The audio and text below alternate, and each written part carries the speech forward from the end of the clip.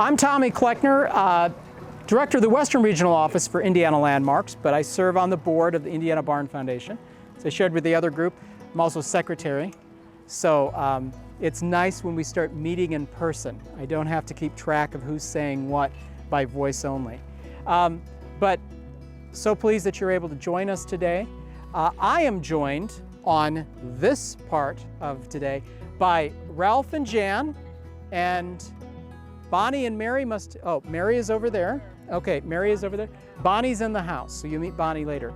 But so what we want to do is give you a little sense as to MapleLawn Farmstead, a little bit of its history. I'm going to talk more a little bit about sort of how it basically is indicative of the evolution of farmsteads from the 19th century to the 20th century when they started going from subsistence farming to more specialized farming. And then Ralph and Jan are going to share a little more about the MapleLawn Farmstead Inc., the group that has worked to preserve this and interpret this, and they'll share some about what the group has done, efforts, and its mission, of course. Real quickly, I will share with you, and Duncan may have mentioned this already, the barn here, 1880s, 19th century, and then the front portion of the house, that is the Wolf family period. Wolf family was the one that first settled this farm, the 80 acres, built the house, built this. They would have had other buildings. Those didn't survive. Then the Scott family acquired in 1900.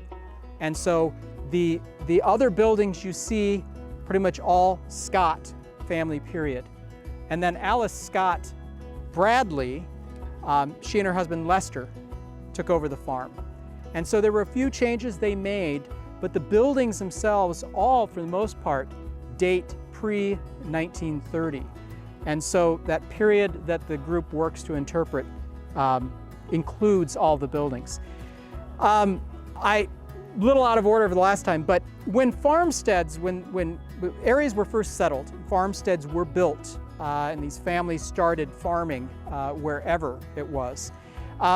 There were certain factors that affected how a farmstead was laid out. One of those was weather conditions. You get farther south, didn't matter, buildings were a little farther away, didn't matter, you know, in terms of landscaping. You get farther north, you start to see building groupings start coming a little closer together, to cut down on the amount of time outside. You also saw windbreaks and groves, planted groves being used to help protect from the cold north winds during the wintertime.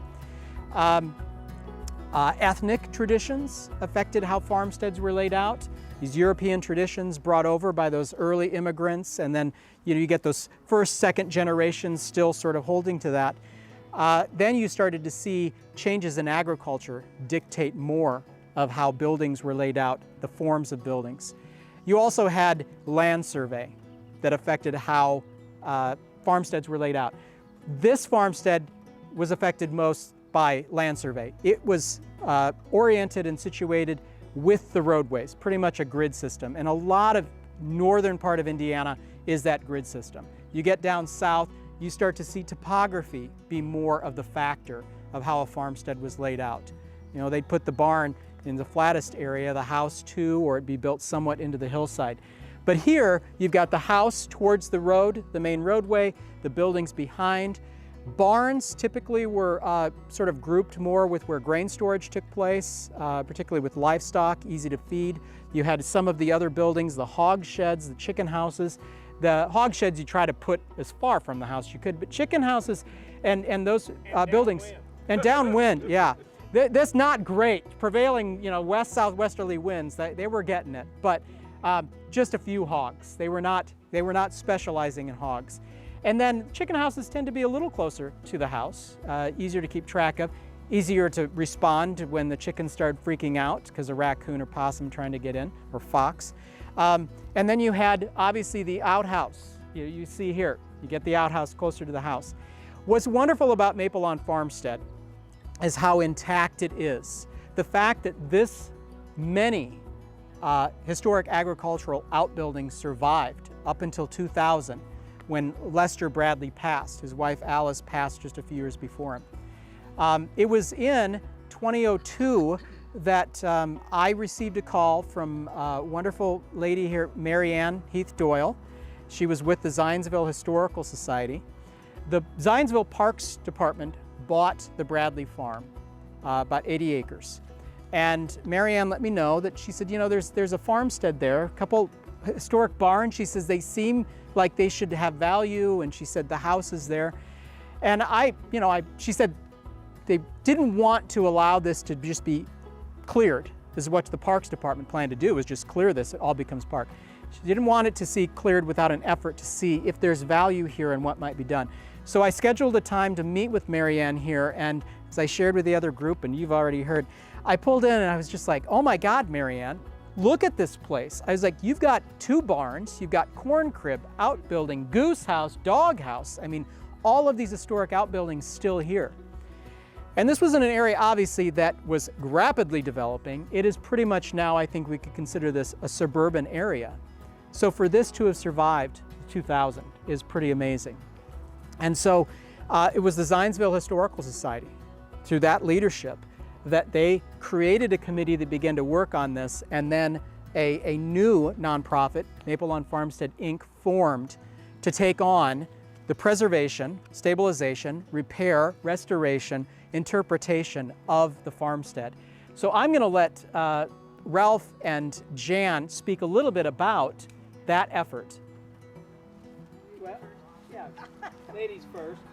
Well, our mission here at the farm is to educate, inspire, and preserve. When they first got the farm in 2002, going forward, you had to do a lot of planning. You had to get a 501c3. You had to get things in place, a lease with the town for 50 years for $1.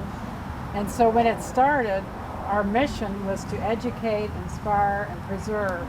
So the first thing you would have to do is preserve the buildings. They were in need of a lot of repair. A new roof on all the buildings. The house had aluminum siding covering it with vines. Everything just needed to be cleaned up, cleared up. And so that's where we started. And as time progressed, board members have come and gone, but we've all had the same mission, is to preserve the farm and to educate. So we started out with having to start to raise money. We're not tax supported by the town. Tax supported by the town. So since we don't get any money from the town for anything, we have to raise. So we started having events. We've had camps in the summer. We've had mystery dinners. We have teas in the spring. We have movies on the barn. In October, we're going to have an open market on October 2nd, where we have vendors here, and they have repurposed antique items, and it's all juried. So through the years, we've evolved into different events to help raise the money to keep the farm the way it is. And across the street, you'll see the Methodist Church. Bradley's were a big Methodist here in town, and when the church was looking for new grounds, Lester and Alice donated the land over where the Methodist Church is, and there's now a Bradley chapel within the church.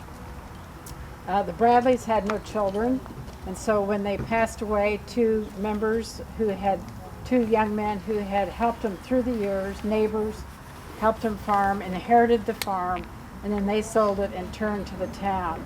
So when you look around where the school is, the parks, the church, the homes, that was all part of this Bradley farm. And I can remember in the 70s driving past here with our kids, you would see peacocks and llamas and ducks and chickens. It was like a zoo. They always wanted to go past the Bradley farm. And as I remember, this was probably it might have been a paved road, but there were gravel roads. I mean, this was country. Now it's in the town, so we can't have animals here for any length of time. People always want us to have chickens and cows, but that's another story. I'm not taking care of that. But Ralph, go from there. Well, to me, this is an honor to be a very small part of MapleLawn Farmstead. Our family has always cherished older structures. For a long time, we live in the same home that I was brought up in, so I've been there for 75 years now. I appreciate older structures and the history that surrounds us out here. and we've come a long way. We still have a lot more to do. Talked to a few of you about barn roofs. It's important to get those replaced. Work on the structural integrity of the of each and every structure. But to me, it's an honor to have an opportunity to spend some time and part of your life to keep something that is as special as this and as special as things that I talked to one gal from North Vernon. Yeah, we've got a log cabin down on Sand Creek, 1832. We spent a lot of time working on that. So, and other things. But to me, MapleLawn's special. And the Bradleys were great people, Lester and Alice. Lester was the township trustee for a number of terms, helped to run the schools here in Eagle and Union Township. And Alice was always by his side. And Lester was also in the Zionsville Lions Club, which I've enjoyed for 49 years now. But we've come a long way, and we've got a lot more to do. Tommy's really outlined things that I was going to say. Sorry. But if you have any questions, one of the things that touched me, I think, is the dedication that our president, Chris Garvey, who's with us here, has set forth well over a decade now. It's been 15, 16 years. He's been our president. He's done a great job. And another thing that inspired me was a gentleman by the name of Lewis Wiley, a gentleman whose home was out on 334, which is now Oak Street. But Mr. Wiley collected a lot of different things, had a lot of outbuildings, and when Chris was on, he's been on the board ever since, he asked some of the board members out, and they went out, and Mr. Wiley he wasn't well, but he heard about MapleLawn. He wanted to do something, and he turned a few board members loose in his outbuildings, and we eventually came back with the Dodge truck and the Chevy 4-door and the Donner wagon in here, and the tractors and the hit and miss engines. The gentleman was very giving to our mission here, and to me that's important. People need to give back, so we've gotten off to a good start. We've got a lot more to do, and it's always a challenge. We're always looking forward to the different things. Just last night, it's kind of interesting, the Zionsville Parks and Recreation have made overtures to kind of work with us, which is really great, to the point where you have Barns and Brews just are starting up now. In June, we just had one session on a Thursday, but we had the Traders Point Brewery here, and we also had a specialist from the Indiana Department of Natural Resources who spoke on bats. And we even have our own group of bats in this MapleLawn barn. But last night we had to cancel because of inclement weather. Another Barns and Brews. The topic last night was going to be birds of prey, and with an agriculture theme. With an agricultural theme. So that's part of the educational part that we're trying to portray. And but it's a real challenge. And we've had a lot of great donors over the years. The Efferson Family Fund, I think, started us out with a large sum to stabilize structures and things of that nature. And we've had families to step forward to help us with even with our basement, which never really had a lot of water, but it was not a dry basement. And we spent a sizable sum to get that waterproofed. And it's something it's one of those things you never see, but it's a high and dry, and it's great.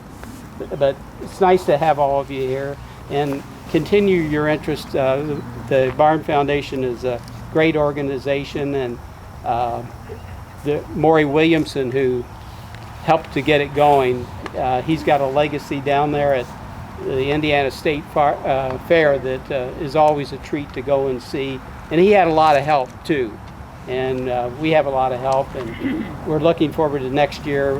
The FFA coming back. We have a lot of local organizations that help us. You mentioned those 2 hog sheds, which is kind of interesting. Boy Scouts of America is now Boys and Girls, but Scouts of America or something of that nature. One of their Eagle Scout candidates came out and for her Eagle Project did a real nice job restoring our 2 hog sheds, which, to me, here's a gal that is working on hog sheds with her family and her troop and other volunteers, and she also restored the smokehouse, which is on the west side of the home. But that's been a real boost for us when we get new volunteers as well as us old timers to get in there and to get some projects completed and move ahead. So thank you. I'll mention that MapleLawn Farmstead Inc. has been able to take advantage. Ralph mentioned FFA. The National FFA Convention, when it comes to town, they have a day of service where FFA members from different chapters around the country go out, the Indianapolis area. MapleLawn Farmstead has been able to bring FFA members from around the country out here, learn a little bit about Hoosier ag history and what they're doing here, which is wonderful. So this isn't just for, educating Hoosiers and Hoosier implants, it's for educating anyone. I also mentioned that MapleLawn Farmstead Inc. Demonstration, of the success they've had. They entered into a 50-year lease with the Parks Department and the town. It was not that long, it was just a few short years, that all of a sudden the Parks Department kind of was wanting to get this back because they saw how successful and how well it was being interpreted, that the Parks Department kind of wanted to get it. Fortunately, MapleLawn Farmstead Inc. stuck to the lease, so the Parks Department can, stay on that side of the fence for now. But let me just add, I think you mentioned before, it originally started with the Historical Society approaching Tommy. That's when I got involved right after that first visit, and I think we have a conscious strategy as a 501c3 all volunteer effort I would describe it as 4 S's: the structures, the scenery, the spirit, and sustainability. So the structures, we have to preserve everything. So number one thing we did was prioritize all the buildings on the money we would get, where we invest. And the farmhouse was the original priority because we can run fundraising events in the house and that type of thing. But we've structured, we prioritized, Duncan mentioned stabilization of the foundation and the roofs. So the house roof was replaced, the smokehouse, the garage, the roof behind me here on the main. So we prioritize stabilization of foundations, etc. Then the scenery, our 50-year lease with the Parks Department requires us to look good. So we've got to make sure it doesn't look like a derelict farm where they can repossess the property. like a typical Hoosier farm. Our surprise, we try to keep it a simple but neat looking Depression era. And over the last 15, 16 years, unintended consequence is we're the #1 spot for senior photos. Normally during the summer, you'll have wedding parties out here. People will take family photos. And we've had a few gender reveal birthing events out here as well too. So we're really happy that people participate in that way. Then the spirit, we mentioned programming. So programming consistent with the Depression era for the movies on the barns, 1930s films. The camps are geared for 1930s. So Jan has made hobo soup for the kids out there. And our Depression gardens are similar to what you may see in the 1930s. So people could harvest the carrots, or one year we would have potatoes and use those in the hobo soup. And then last thing is sustainability. We want to make sure when we get something going, we can keep it going. So typically, we've probably put in over $300,000 worth of capital improvement projects, and we can typically get $3 out of $1 donated, either through the service projects that Ralph talked about, the Kiwanis Club, Lions Club, the Optimist Club has been here. We have a relationship with Boone County Economic Department, so when companies come in, we've actually, last year with COVID, there were new companies moving into Whitestown and in Zionsville. They want to have team building events, and we could do that all out here with COVID and socially distanced because they're all outside. And then the 4-H kids have been out here, and then Tommy mentioned the FFA. When the convention first came back Indianapolis over 15 years ago, we had over 340 kids out here at one time. So it was a 3-ring circus, but we redid a lot of stuff we out got here. stuff done. Yeah, Right. Yeah, it was really, really busy. But now we're down to around 80 kids during the convention. So it's a little bit of conscious effort, but working with the community and maintaining the collaboration.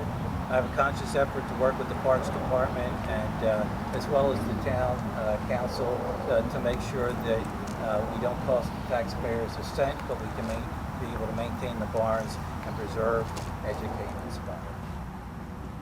So I hope that gives you, a greater appreciation for obviously what the group has done, what it takes to maintain, operate a facility, a historic site like this, and the importance that this place has for inspiring youth.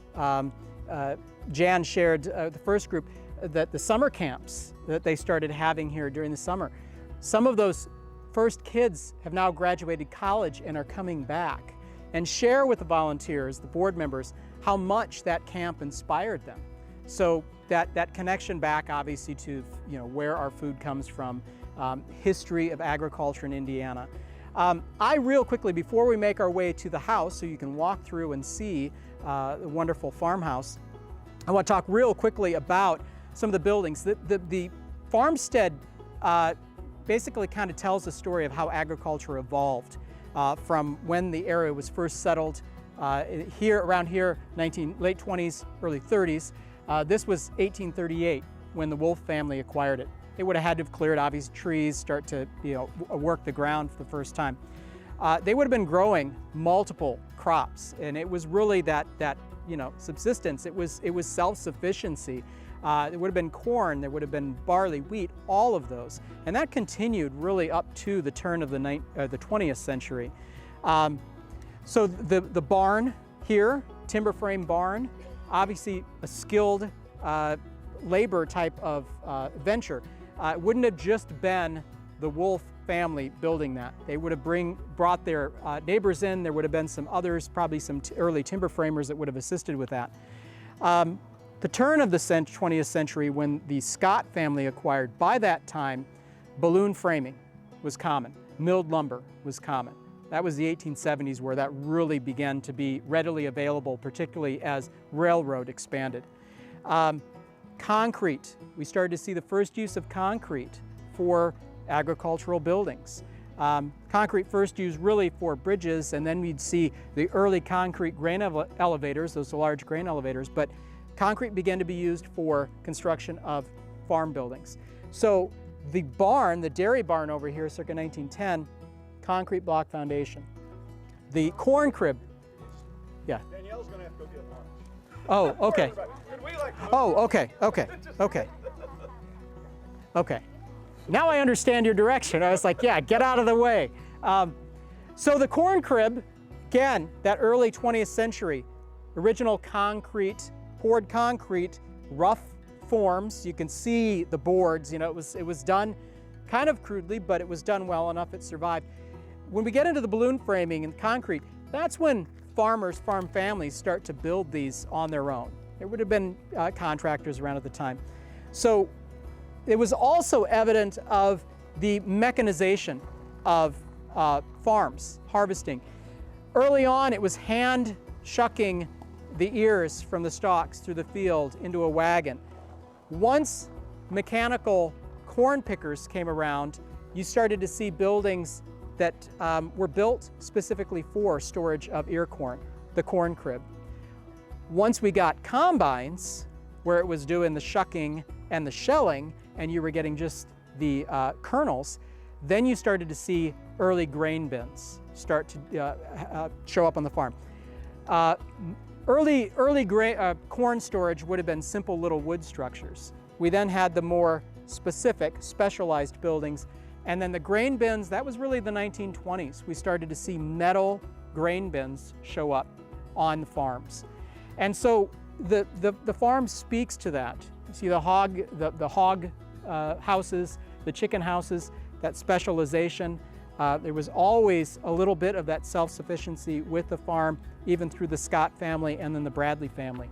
So MapleLawn Farmstead speaks to the evolution of agriculture here in Indiana.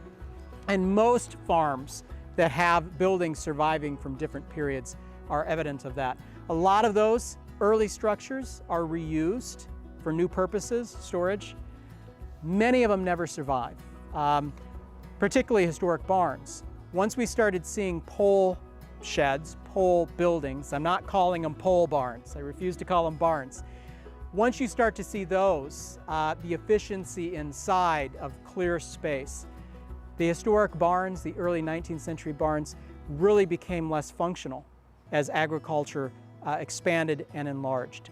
We're starting to see smaller farms. I'd shared with Christy, a board member, that in Monroe County, I once looked at the ag census for Monroe County for a talk I did on rural preservation. And in the 2007 ag census, the fastest growing farm size was 1 to 11 acres. It were these smaller niche farms, and we're seeing more of that. It gives these, particularly people who are wanting to get back to the farm, or for the first time, city, born and raised folks who are like, I want to be a farmer. It's good that they start small. But these smaller farms and the barns become really practical and useful for those types of operations. Fortunately, there are still large-scale farms that have kept their historic barns, sometimes simply out of sentimentality for their family's heritage. I'm fine if sentimentality helps save these barns, but it is looking at how they might still serve useful purpose. And so the dairy barn, what's interesting about this being built as a dairy barn is that when it was built, 1910, we were starting to see the dairy barn form disseminate out of Wisconsin, University of Wisconsin, and their experimental farm. It was sort of unusual. All other barns moved east to west as the country was settled. The dairy barn, Wisconsin dairy barn, was Wisconsin and then went out. But we started to see barns built specifically for dairy. This, they built a 3-bay English barn, emulating the English barn already here. Makes it a little more unusual. But on that, you will see the windows on the first floor to provide that natural light and ventilation. You still had hay storage above, but grain storage by that time had moved corn crib and then to grain bins. So it's that evolution. And so we're now going to make our way over to the house, so you can go through the house. Take note of the concrete cattle guard, the gravel sort of filling it in. I grew up on a dairy farm in northern Iowa. I don't know why my parents didn't have the brilliant idea of putting cattle guards in on the driveways. Because every time the cows got out, they went straight out the driveway, down the road, and into the neighbor's field. It didn't look good a few times. So, but cattle guard, again, concrete, that use of concrete on the farm. With the house, mentioned real quickly, and Ralph will be able to take you over there, and Jan will be able to take you over there. When you go in the back door, you're going to be stepping back in time as you move from the rear porch, the enclosed porch, which connects the milk house. Take a look at the milk house. It's really incredible. The plastered interior and the concrete trough for keeping the milk cold. And then smokehouse beyond, and then I forgot the other building that's connected. Woodshed, really. Attached garage, okay. But the wing on the back of the house, the main house, that wing, it's a little later from the original house, and then you'll go into the original house. So you're kind of stepping back in time as you make your way through. Again, I'm amazed the house itself, the house yard, is kind of a little complex in and of itself. If only that had survived, it would be incredible. So it's really amazing that the house also sort of gives evidence as to how the farm operated, what they were producing. So I'll let Ralph and Jan lead you around to the farmhouse.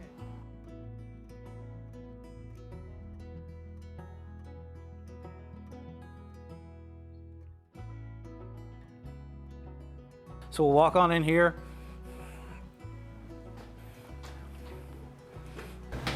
So Tommy referenced early in his talk about the milk room. So this is the milk room as well in here. So we had cold running water running and keeping the freshly milked milk ready to go and cool. We also had somebody donated recently a cream separator, which is quite interesting, and it's all intact and operational, although we haven't really run it because we need official freshly milked milk in here. But I'll ask you to come in here, take a look at it, plaster walls. We're still in the middle of finishing off a lot of the restoration projects in this part of the house. The rest of the house is, I would say, completely done. You can see here, this is was an add-on. The exterior of the original house is here to my right here.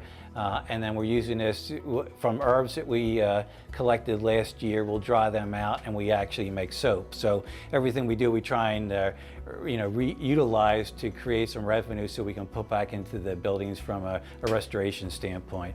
And then the attached garage there, which currently right now we're using as storage. The original cistern is right here that you'll see somebody standing on top of right there. So that's around 8 by 8 by 8 and stored water. It was operational up until around 2000. We just couldn't get it going. It was all out. So we connected early on. Tommy was instrumental in us getting a $15,000 grant from the Efferson Fund, which we're able to redo the wiring inside the house and actually connect to city water, which was important for us to get going. And I'll show you some examples of some of the cleanup projects we did as well too. Just a quick aside. We talked about FFA students coming out here. One of our original projects, we actually had there was modern carpeting and wood paneling and things like that we took out of here. There was some loose stones in here underneath the cistern, and one of the students actually moved the stone and stuck his hand around 6 foot in there and pulled out a mason jar that was pretty rusted, but it had rolled $20 bills in there. Somebody, in the Depression, and my dad used to do it too, hide money all over the house. Well, we found one of the hiding spots. Unfortunately, the money was all deteriorated, but we couldn't use it. Oddly enough, 4 years ago, we were working in the basement, cleaning out the basement inside the cinder blocks. A young student from Eastern Indiana pulled out a 1992 plastic aspirin bottle, and within that there were $2,200 of perfectly preserved $100 bills, which just blew her away and made her whole day. And she came running out of the house, and it was a great discovery. So I actually sent her the $100 at Christmas time to thank her for like a finder's fee, because she was down there by herself. She could have kept the money and we would have never known. So it was a really nice thing that she did. So we tell people when they're out here working in different service projects, you never know what you're going to find. We found porcelain, and we actually really found some money, so you never really know. We're going to walk into the kitchen here. So we think this part of the house was around 1860 or so, and you can see here we did the best we could to interpret a 1930s kitchen with the refrigerator, sink, and actually the range stove is actually hooked up and gas fired. We haven't done it, but you could cook an apple pie if you wanted to as well. These are the only walls in the house that are not original. The walls were just too far gone when we demoed the kitchen, which was really 1970s style kitchen. So these are drywall here, but everything else in the house is a plaster wall. And then this is a really great example. It's a Hoosier cabinet. And we had one original cabinet, which is in the back there, that was not as good condition here. But when we started doing our project and getting our strategy with restoration within inside the house, we compared notes with Connor Prairie, who's a really well-known local, and they came out, gave us some great advice. But their period is really 1800s Pioneer. And they actually had this in their basement stored, and since we were going for the 1930s, they actually donated it to us, which was really nice. So this is a great example of a 1930s Hoosier kitchen cabinet, and with the bin here as well too, which is really hard to find these. So we're really happy to have it here. It's in outstanding condition, as well as the other items in here. And going for a type of period, you do a lot of research, and these colors here, you can get a color palette similar to what they used in the 30s. There's a company in the Pacific Northwest that specializes in historic, so we contacted them and we got paint matched that would be consistent with what you would find in the 30s. So this yellow would be a yellow you could find in the 30s, and then we've got green in the rest of the house that would be consistent with that time period. What's behind you? Yeah, great. This is a pass-through cabinet, so this is kind of interesting. So yeah, so I guess they would make stuff here. There was a stove originally set up in here, which we've got covered up in here, but they would pass things through here. And if you open up some of the cabinets, we've actually gone out and procured, or people have donated, the 1930s type of glassware, that's right, or Depression era, we've got in the cabinets as well too. So when we have our teas for fundraising, they'll actually be served with 1930s china, just for consistency, okay? And then here, it obviously is pretty consistent with the 1930s tablecloth, etc. And then I'll leave this out, but you can see some of the condition when we first took possession of the house. And then we had a lot of the FFA projects. You can see Jan in action with some of the students as well too. So we took off a lot of wallpaper, which I'll talk about more in a second here as well too. So again, because all the collection of the buildings were around the 30s or older, we chose the 30s because we can bring everything up to that time period and be consistent with our interpretation, okay? So I'll leave that there, yep. Oh, just one more thing here is actually Marianne Doyle was mentioned earlier as a Historical Society member, and she was actually the Boone County historian. She contacted Mark Burkett, who was a famous artist in Nashville, Indiana. Actually, he's from Mooresville. Mooresville, okay, yep. I think his studio is in Nashville now. But we actually interpret a couple paintings. He gave us two different versions, a winter scene or a summer scene. We took that and we used that in a lot of our website. We'll use this picture. We use it from literature, etc. I have a desire to maybe make signed prints. We contacted him around 4 or 5 years ago, and he would agree to a print for fundraising. We haven't done that yet, but we're really happy with that. We don't have our porches in this looking outside. We've actually had some interesting dialogue on, right, if you look at the front of the porch here, it's a probably 1930s design, but we can't date it.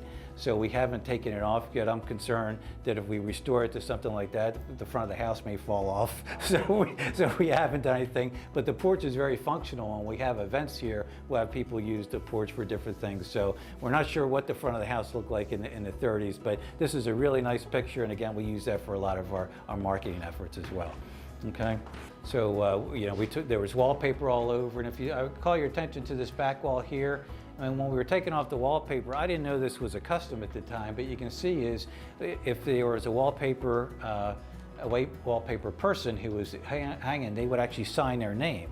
So you can see here the picture, there's a 1919 date and a 1946 date and their name. So we decided not to paint over that. I think that's pretty cool. And so in anything we find like that, we've tried to keep it that way. So, and again, this is a consistent color as well too. The house was actually sublet, so Lester Bradley was the main operator at the end. He was actually living in the back part there. There was a stove and a little kitchenette that he would live, and he was subleasing these two apartments. This wall was completely sealed off, and somebody was living here, and somebody was living on the other side.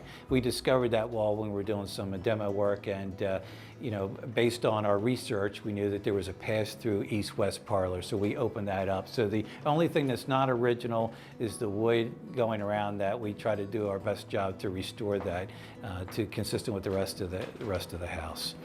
Duncan mentioned on the earlier tour about foundation is a key thing. So within the first couple of years, we actually spent $5,000 stabilizing the foundation in the two main barns. And then we actually did it as much as we could on any roof that was at risk. We prioritized each roof. The main barn there, the MapleLawn barn, was in really bad shape. So I developed a relationship with Boone County Habitat for Humanity. They are great buyers of lumber. So actually when they were doing a house, we went in with them and we bought extra sheet, plywood and other material. They get great purchasing rates. That's why we got a really super rate, and we acted as the general contractor. So we worked with the local roofer here, and when the roofing crews weren't busy, typically February, March, nobody's really building their roofs. We actually kept all those guys busy by buying all the materials and actually kept the roofing. So that's why we could do a $25,000 roof we could do for $10,000. So we repeated that theme several different times. And for the house here, we did a bunch of school teachers who were twiddling their thumbs during the summertime. We were able to use those who were outstanding skilled people and again procure. So it may take a little while, but we'll raise the money. We try and plan it really well and then buy the materials and then use service projects and/or interesting things to do that. And you can see, you know, because the buildings are so old, obviously we're always concerned about lead paint. So whenever we have students out here, we'll mask them up. I've got enough safety classes to keep people in, you know, 150 students in safety glasses and things like that. And we'll catch any paint and dispose of this properly, because we're more or less a nonprofit. We've got public people that are going through here. I'm required every year to give an update to the Parks Board, so we'll give an update on what we're doing. And they're really great supporters of what we're trying to do. Okay, you can see here the work. Everything inside the house has been redone. We won't go upstairs now, but it's a 2-bedroom house. The 1 bedroom is completely restored to a 1930s theme, and we're using the other one for offices, literature, brochures. I have one day a vision, a real office there, but right now it's just a collection of boxes of stuff right now, okay? And the original, well, not original, the bathroom here just is originally put into the septic field here. So that's why we have the porta potties out here. When we have large groups, it's really hard to, we have our next priority project outside of the painting of the barns, and I just raised some money for siding. That's why we've got taped off that main barn. But later this summer, we're going to do $5,000 worth of siding repairs on the east-west side of the main barn and the gable windows, and to do bird prevention, which we've got issues fighting bats and birds all the time out there. Then I've got a $2,500 grant we just got for electrical work. So it's really dark in that main building right now, and I know that, but we've got plans to put redo the electrical wire, and then the tool display on the one side of the barn we're going to light up, and then we'll have some main lights on the inside as well too. We'll have that done by the end of this year. Okay.